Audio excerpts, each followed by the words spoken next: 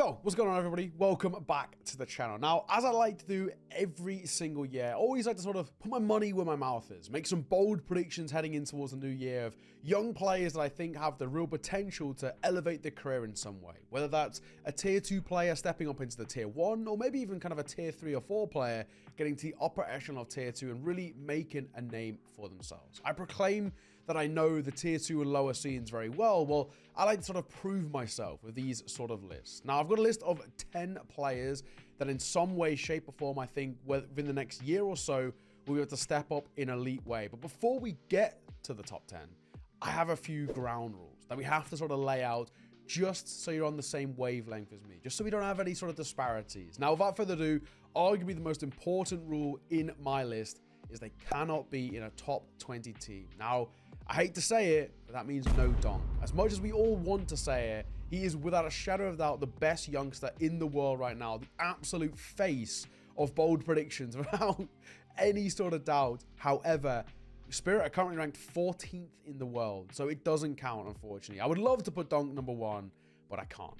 Secondly, they cannot be over the age of 21. So they have to be 21 or under for this list, in my opinion. The reason being is I feel like, for me personally, if you're over the age of 21, I already sort of feel that you're not kind of in that rookie youngster sort of capacity. We see so many players these days who are classed as rookies, and in my opinion, they're not.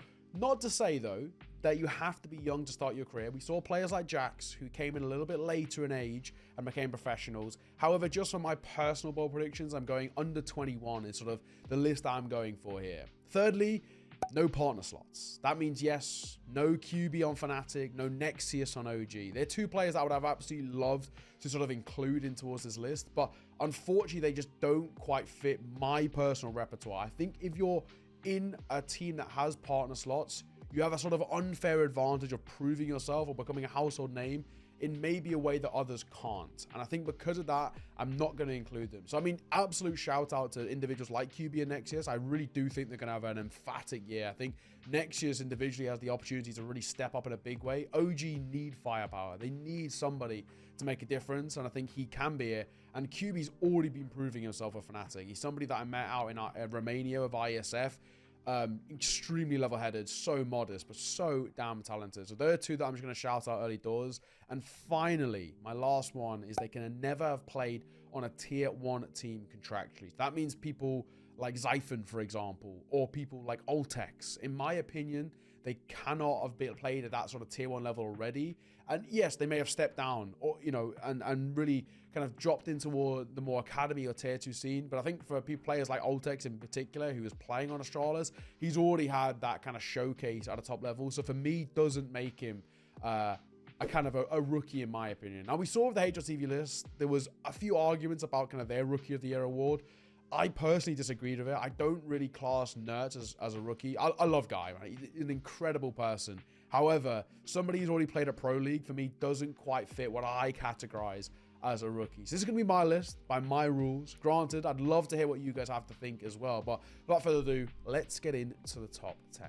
Now, entering my list at number 10, I'm going to be heading across the pond over to North America, where a 19-year-old from Wildcard has really caught my eye. Jaber has been an immense talent, somebody who has continuously seemed to improve his game year on year, and by no means is he new to elite level Counter-Strike. He's been this way since he really burst onto the scene a couple of years ago now, but it's really started to solidify himself as one of the best up-and-coming prospects, not only in the Americas, but arguably in the world.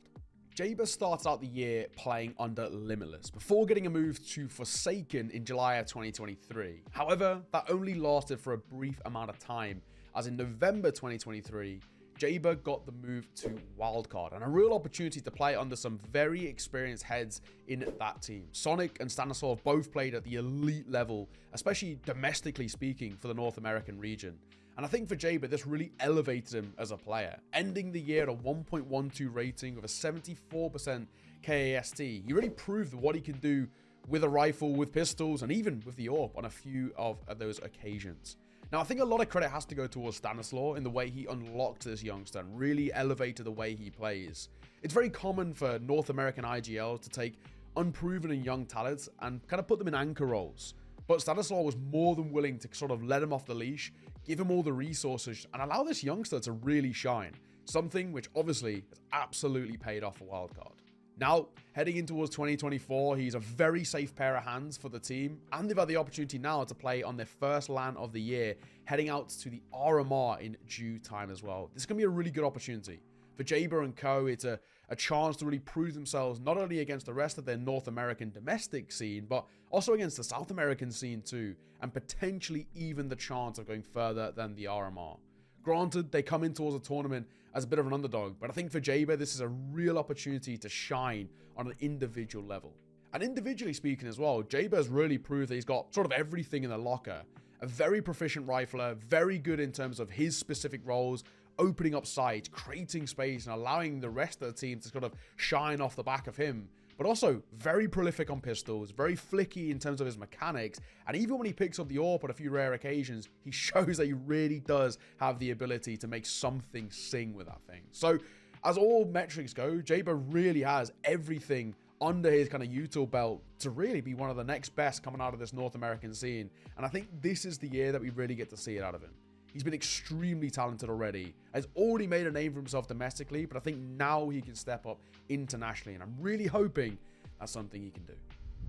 Now, coming in at number 9 is a Polish wonder kid who has really started to actually make a name for himself within the tier 2, and somebody that was recommended to me by Trav himself. Now, this is 16-year-old wonder kid from Sprout, Sira. Now, for the year of 2023, Sira played under 4 different teams. He started under Arve until he got dropped at the tail end of January, before in June joining Thunderflash under a new Polish roster, and then in September getting a move to Sprout Academy. Now, for him, that was a big opportunity. Sprout Academy, a massive organization with a lot of backing and a lot of support. And then, of course, in the tail end of October, got the opportunity to play for the main team of Sprout, one of the most dominant forces within tier 2. And at just 16 years of age, that is an incredible feat. Now, by most metrics, the year for Sira actually wasn't that great in terms of his statistics. He put up a 1.06 rating for 2023, which most people wouldn't really even turn their heads at. But it's that tail end of the year with Sprout where we really got to see him elevate his game, playing under stable leadership, a stable core around him too, and having that ability to really shine as an individual. Like we've already mentioned, 16 years of age is an incredible feat already to be playing professional Counter-Strike. But at this young age, someone who seems to have a mentality way above his years is something that is really quite exciting about him. Mechanically, he's also got it all there.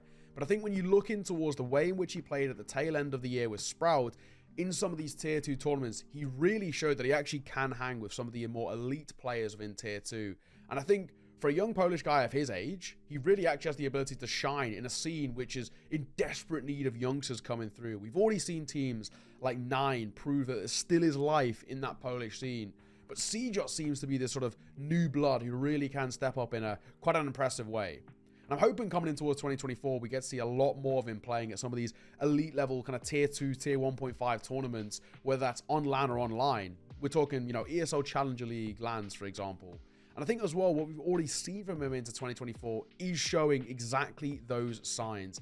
Like I said, he had a 1.06 rating for the entirety of 2023, but just this month alone, that has gone from a 1.06 to a 1.18, vastly increasing what we know of this player already. We're talking a 1.18 rating, but a 1.4 impact, 84 ADR, and an 0.72 KPR, showing that he is exactly what we expect from him. And I think Sprout are really giving him the freedom to shine in the way that we would hope for a young rifler. He's very versatile, he's very adaptable, and I think genuinely could be a future prospect for this Polish roster. Whether it's this year or in the future, Poland actually do now have a young superstar to kind of back themselves on. Now, heading in at number 8, we have yet another 16-year-old prodigy, this time from the Ukraine, that of Burilov.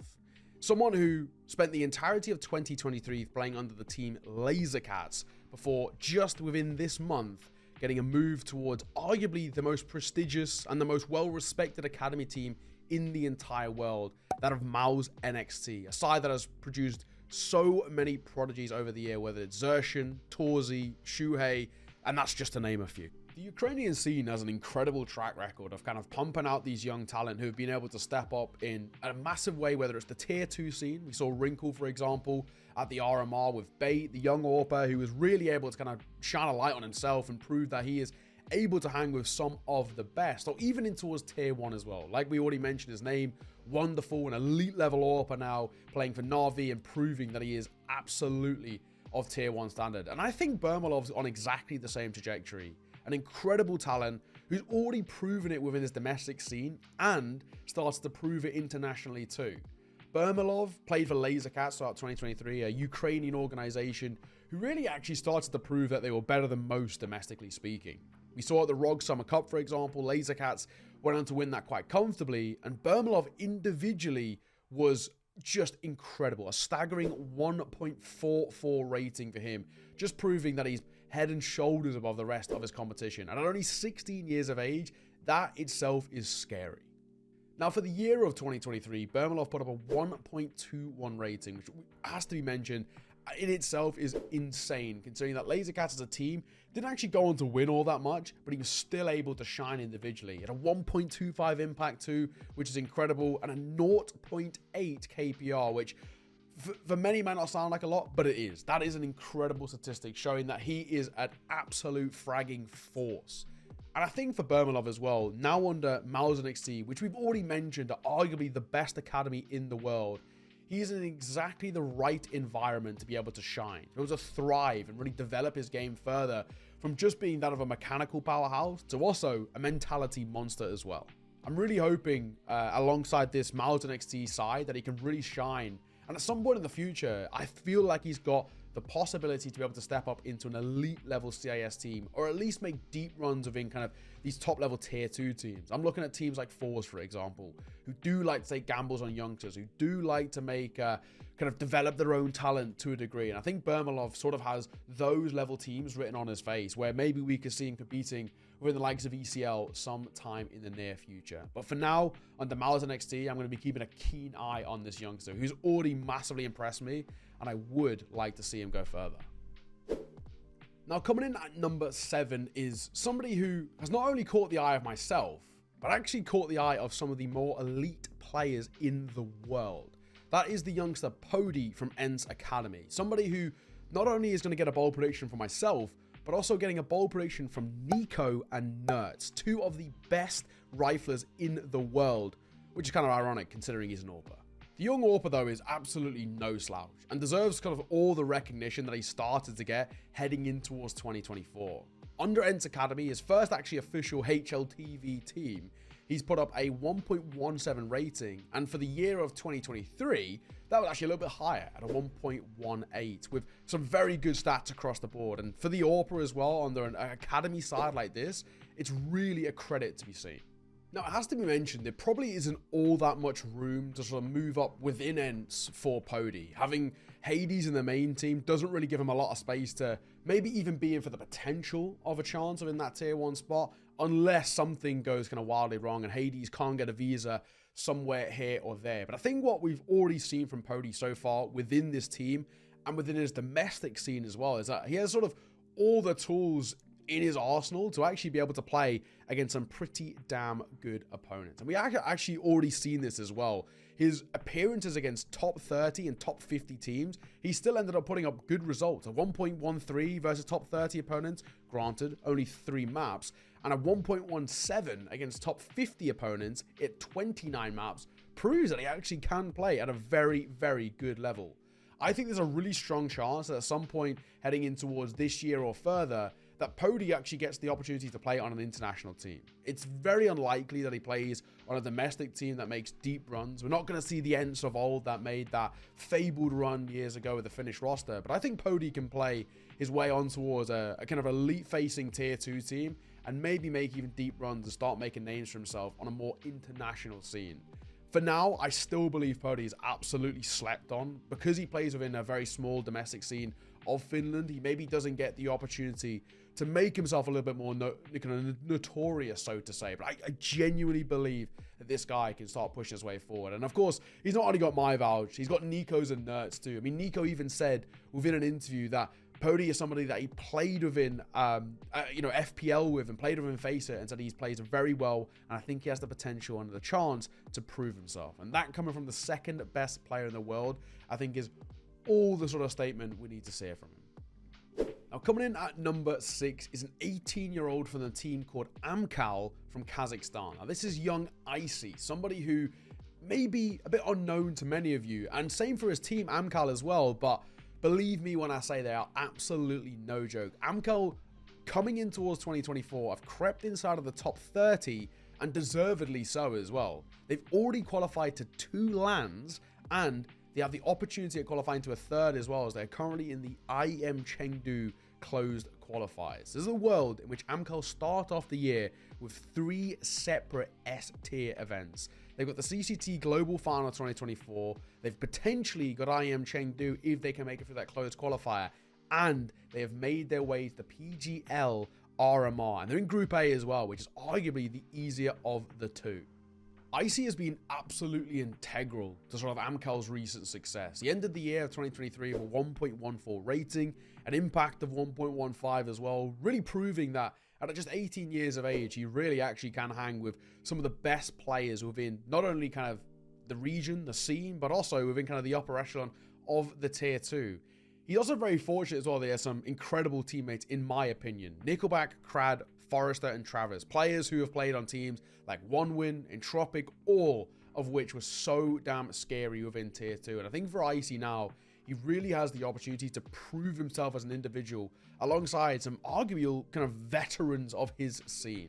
I'm really interested to see what this year looks like for young Icy. You know, the last month for him playing within open quals, he's put up a staggering 1.21 rating and has been incredibly important to Amcal making it through these brutal open qualifier best of 1 processes, which are never easy. The mentality you have to be able to consistently perform at the highest level throughout these best of 1s and a variety of opponents, I think already proves that in terms of his individual level, he is up there. And I think actually has a real opportunity to kind of push with this Amcal roster to actually become a bit more of a notable side.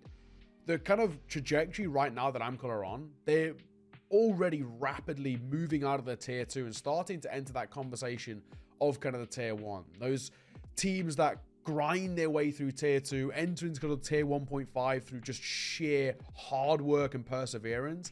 This is exactly what Icy and Amcal are doing. We've already seen this happen time and time again over the last few years. Teams like Entropic, for example. We all remember when Elian was the talk of the town.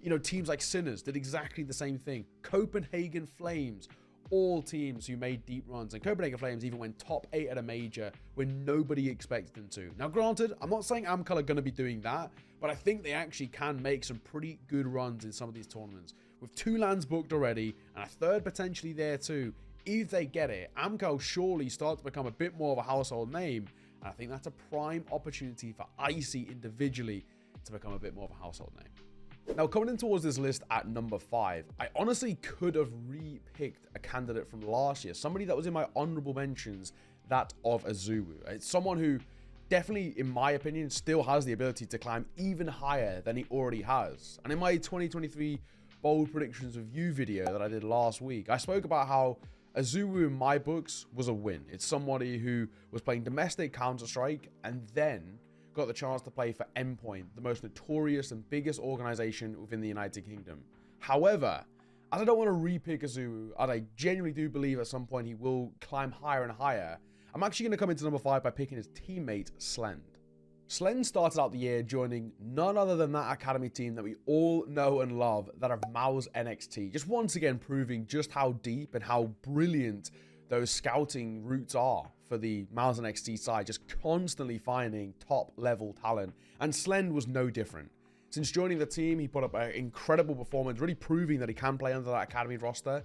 And then 6 months later, got to move to the biggest organization in the UK, that of Endpoint. A real opportunity to shine in a tier 2 environment on a bit more of an international stage than maybe Mao's NXT were offering, and shine he did. In the 6 months he was with the team, he put up a 1.13 rating, which is actually his rating for the entirety of 2023 as well, just showing how consistent this young Hungarian AWPer can be. At 19 years of age, his understanding for the game, the pace and the flow of how each and every opponent seems to come against him is a brilliant thing to see. It shows that his mind and his mentality seem to be so much further advanced than maybe his age would suggest. Slend is an incredibly flicky, quick AWPer, and somebody I think that really actually can continue moving forward. He's one of the few AWPers I've seen as well that's coming towards CS2 and actually made it look quite easy. We all saw the conversations about AWPers here, there, and everywhere just struggling to get that understanding of how the changes to the game and the pace of the game would affect the AWP. But Slend seems to have made this transition synonymously. He's made it look so damn easy, and that's the big thing for me. I really do believe going forward in towards, whether it's 2024 or even onwards, Slend actually can start to become a bit more of a notable name on arguably a higher stage. We've already seen endpoint graduates go on to big and great things. Heavy God now joining OG, Flames now on Vitality, and of course, Nerds becoming one of the best riflers in the world. And, you know, the list goes on. We go to Mezzi, we go etc, etc, etc. The graduates from this endpoint side have gone on to have long and great careers. And I think, honestly, Slend will join that company at some point in the near future. For now, though, I'm really happy to see him grinding out the tier 2, and I want to see him continue putting up these elite level performances. Now, coming in at number 4 on this list is someone who's swiftly following the footsteps of the man of the moment right now, Dong, that of 19-year-old Spirit Academy player, Magna J. Now, a reoccurring theme that we've had over the span of this top 10 bold predictions list is kind of me gushing over how good Miles and XT are and their ability to find and mold talent into being the kind of the future generation of Counter-Strike is second to none. Well, second on the list probably has to be Spirit Academy. At the moment, the level of talent that these guys have been pumping out in towards the upper echelons of the Counter-Strike scene is incredible. You've got Donk, arguably the man of the moment right now, the man that is on everybody's minds as one of the best riflers in the world, who's proving it on the big stage at Kato, really showcasing what this Spirit Academy side can do. And then alongside it, you've got Zontix also on the Spirit team. Allfrost, who was on the Spirit team, has now got his move to a little bit more of a tier 2 team where he can really prove himself as an AWPer. It goes without saying that this Spirit Academy side do pump out real decent talent, and Magna J is absolutely no different. Currently, Magna J finds herself number 1 in the FPL ranking, which generally many people wouldn't care about all too much, but it shows in terms of just raw mechanics that this guy's a serious talent. And when you look at what this year showcased from him, he really has been able to put up some decent performances, playing a lot of kind of CCTs, putting up decent performances in Spirit Academy, but also probably most notably ESL Challenger League Season 45, where they finished second just behind Apex, who they lost to in the final. Now, if that could have gone the other way, that's technically speaking a Pro League spot. Now, we're not going to get into the kind of all the details and the specifics, because probably they wouldn't have been able to play. With Spirit already being at Pro League, there's a big conflict of interest there, but it does showcase that they can actually take decent teams, Apex being a kind of a very solid tier 1.5 to tier 1 team, the distance in a final. So that for me showcases that Magna just feels like a next up and comer. Whether he sticks with Spirit and gets his chance on the main team, I at the moment doubt. He overlaps a lot of the roles with some of the better players in that team. I really don't think he'd get that opportunity.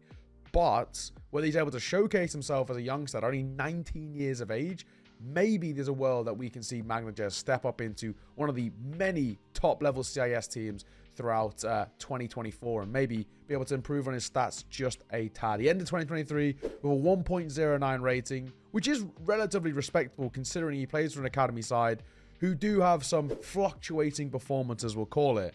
But all things considered, for me, Magna J passes the eye test on every metric. Definitely somebody to keep an eye on into 2024, and whether we see him as a big name in the future, we'll have to wait and see. Now, as he climbing towards the top 3, it shouldn't surprise you that we once again see yet another Miles NXT player mentioned here. And this time, it's somebody who caught my eye right at the start of the year, and I've been impressed with ever since. It's 17-year-old Sira from Miles NXT.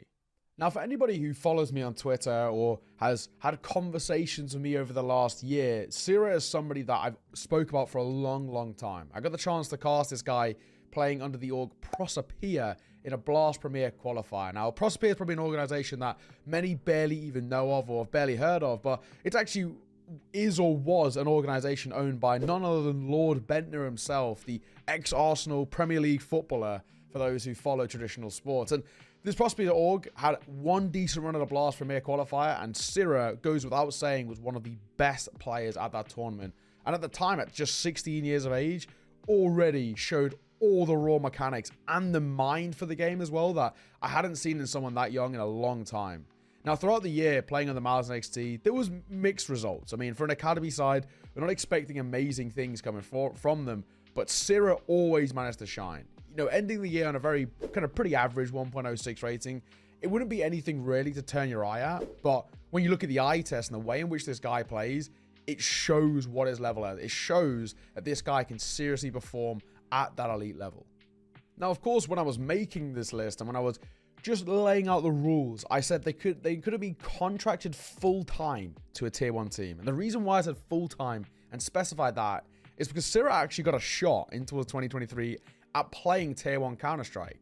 When Heroic were in the mud, the team was falling apart, Stabby was happening, Cadian left, they were in desperate need of somebody to step up to the plate and a few players just to come and stand in and help them in a time of need. And Sira, alongside his Malice NXT teammate of Crizzen, got that opportunity to do that. And they got many chances at playing tier 1 opponents. Under Heroic, playing in the Thunderpick World Championship, which I got the chance to cast, and the Rubek Cup 2023, we saw Heroic playing teams like Virtus Pro, Big, Nouns, Aurora.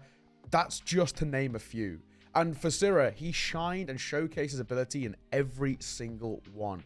For Heroic, when he stood in, he did not put up a negative rating, did not go in the negatives in terms of KD, and was basically most of the time towards the top end of that scoreboard, which shows that this is a youngster who can play in a very uncharacteristic team, in a very janky setup with very little protocols, but mechanically can play at the level of tier 1/tier 1.5 teams. That for me was a massive showing. I mean, I'd already had all the faith in what Sira could do as a player, but then when we got the chance to see him play at the tier 1 level and really show what his level is actually like, that's where everything got locked into place. I mean, Malice NXT have a very good track record of being able to mold these players into the kind of the perfect specimens, ready for tier 1, ready to either sell on to bigger teams or to move up in towards their main team. And I mean, at the moment, Malice are in no need of players. The team seems to be performing well. They've just brought Brolin in, but there was a world in which when Brolin was just a stand-in, I thought Sira should have taken that place. And I still kind of sit on that level. I feel like Sira, for me, felt like a tier 1 ready player. Maybe just need a little bit of time. You know, they already brought Yimfat up from the Malice NXT side. Sira felt like he could do all of the same roles that Brolin does now, but maybe better if they were able to train him under the right tenureship. And I felt like Cyclone felt like the right coach for it. Either way, Sira for me is definitely one that I'm going to be watching over the next year and a half. And I think when a lot of these Danish teams go through changes, that's the sort of player they look towards. And obviously, playing on the Malice NXT as well proves that he can play within international rosters. And that's another big thing for me. There's a chance that this guy takes a real big step up in towards 2024, and that's why he climbs in towards my top 3. Without a shadow of a doubt, one of the most impressive young riflers I've seen all year. And if you don't trust me, and if you don't value what my eye test and opinion says, well, how about you trust the 15th best player in the world? Yabi put Sira as his bold prediction for this year. So that should go without saying that he's seen what I've seen. And you can talk about homegrown talent, you can talk about Danish bias and all the rest, but Sira's a real star and somebody who could shine bright, and Yabi knows it too. Now, coming in at the penultimate spot on this list, it's yet another Academy graduate, but this time not from Mouse, from Young Ninjas. It's 19-year-old Nilo, currently playing on Met support. Now, the start of the 2024 has actually already been pretty instrumental for young Nilo, because he got not 1, not 2, but 5 bold prediction nominations from Cadian, from Hunter, from Brokey, Stown, and none other than the best player in the world himself, Zaiwu. Now, it goes without saying that getting 5 nominations heading in towards the new year is already incredible for Nilo, but it really adds perspective when you count that it's the 3rd most bold predictions ever since it was started by HLTV, and the only 2 people being ahead of him was Headtrick and Manesi, both now tier 1 players, and it also cements his place as well, as he's the most bold predictions for a rifler ever, already showing what the young Swede has done, and he actually impressed Device already. Device nominated this guy back in 2020, showing that he, as always, was ahead of the curve.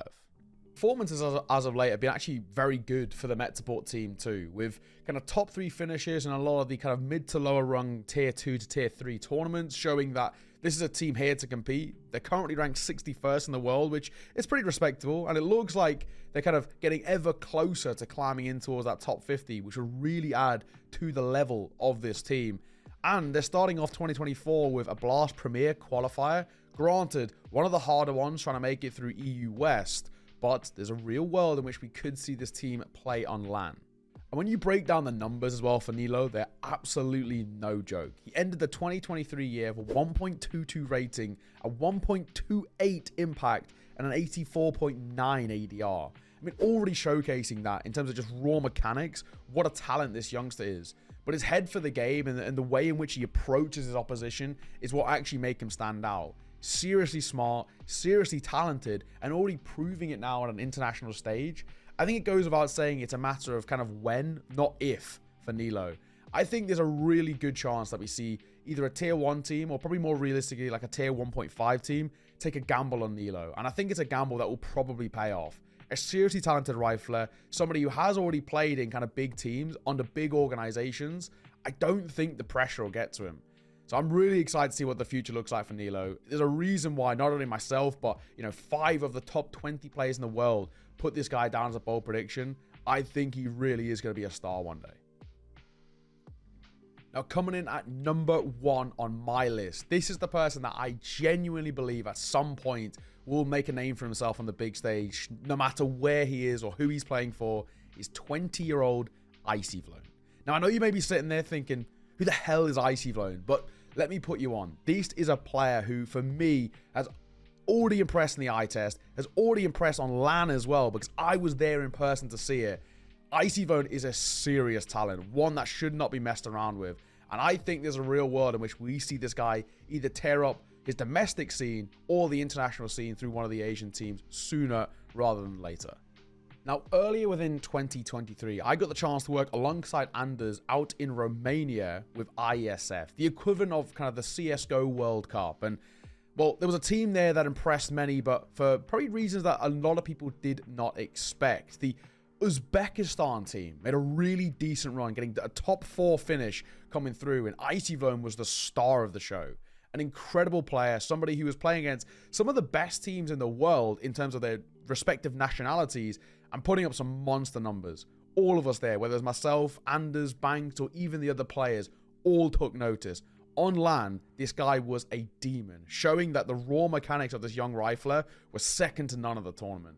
While the stats as a whole were kind of here, there, and everywhere, they took a pretty bad beating to Serbia in their semi-final.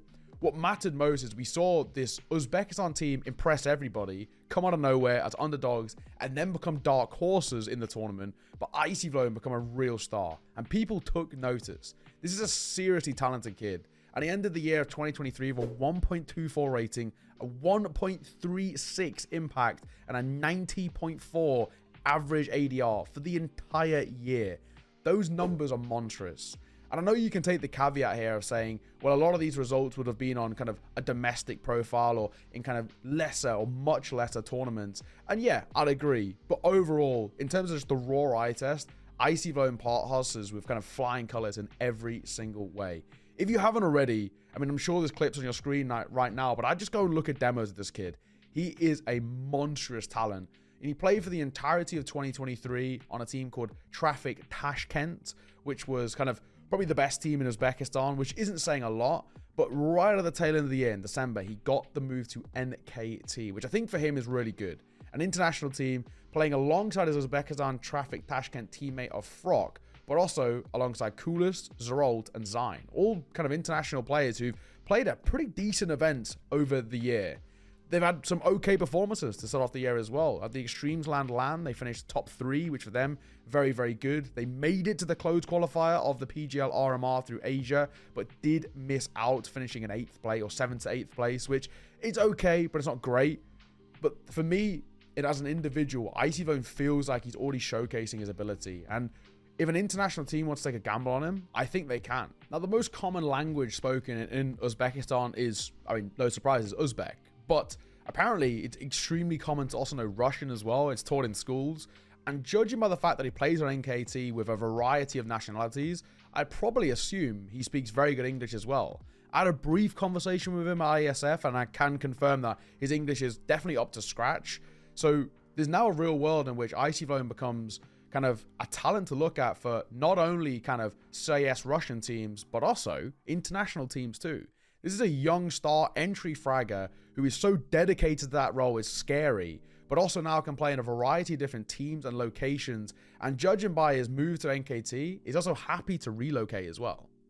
Now, the start of the year hasn't been too bad for a new roster for NKT. They beat Lin Vision 13-6 in a best of one. They had a narrow loss to Rare Atom, who ended up winning that Blast Premier qual. Even taking a map off the Mongols isn't anything to turn your nose up at. But the real test for Icy Vone coming in towards this year is whether he individually can find consistency. He's now no longer playing primarily domestic Counter-Strike. He's playing international, top-level Asian teams. We're talking Rare Atom, Lin Vision, Mongols, the Huns, etc., etc., on what seems like now a more regular basis. And NKT being a big organization, there's big expectations too. I'm really hoping we get to see a lot more out of Icy Vone, and he gets to test his mettle against some of the best riflers in the world. Asian Counter-Strike is no joke. Those guys can seriously shoot back, and they love this heavy swing meta, which Icy Vone himself has adopted. I'm really excited to see what the future looks like for this kid. I'm going to be keeping close eyes on him heading in towards 2024, because for me, I've put him down as my #1 bold prediction for a reason. I have a lot of faith that at some point in the near future, we'll see him make a real name for himself on an international stage. Well, there it is, ladies and gents. My top 10 bold predictions heading in towards 2024. You know, with these sort of lists, it is a bit of a gamble. You take some risks in terms of the players you put on it. Some will absolutely be hits, but others inevitably will be misses. So we'll have a take a look and see towards sort of the tail end of the year and see kind of where things end up. We'll do a review video as we did with 2023 and see how I did, if any were kind of standouts, or probably most likely if I missed any players. And that being said, I'd love to hear some of your opinions as well. So let me know down in the comments if there's anyone you think that I personally missed coming in towards this list, and if anyone that you think I should keep an eye on. And of course, it goes without saying, if you're new around here, please do subscribe, like, follow, all of the good stuff. It really does help out the channel. But thank you once again for joining me. It's been an absolute pleasure. I'll see you soon.